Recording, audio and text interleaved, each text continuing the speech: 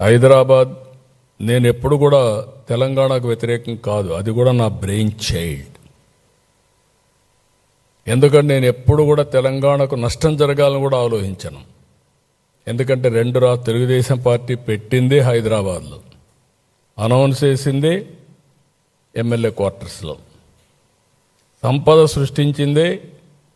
ఈరోజు ఇవన్నీ వచ్చాయంటే నిన్న కూడా పార్లమెంట్లో మాట్లాడుతుంటే చాలామంది ఎంపీలు హైదరాబాద్ని గుర్తు చేసుకునే పరిస్థితికి వచ్చారు. అదే నాకు గౌరవం. ఆ గౌరవాన్ని పోగొట్టుకునే పరిస్థితి ఎప్పుడు నేను తేను.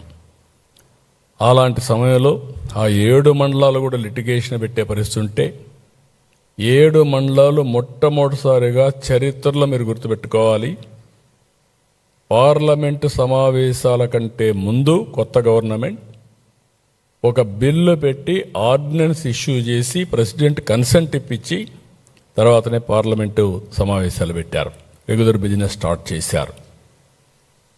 అది కూడా జూన్ 2వ తారీఖు కంటే ముందు. అప్పుడే ఇది సాధ్యమైంది. అక్కడి నుంచి విజయవాడకు వచ్చాం. విజయవాడకు వచ్చినప్పుడు ఎక్కడ కూర్చోవాలో తెలియదు, ఆఫీసు లేదు.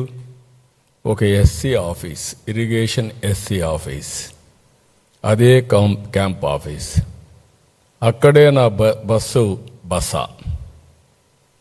ఆ తర్వాత మీరు చూస్తే నేను ఈ ఇల్లు తీసుకొని రెంట్కి వచ్చిన తర్వాత దాన్ని హైకోర్టుకి ఇచ్చాం. ఆ తర్వాత అది రాజ్భవన్ అయింది.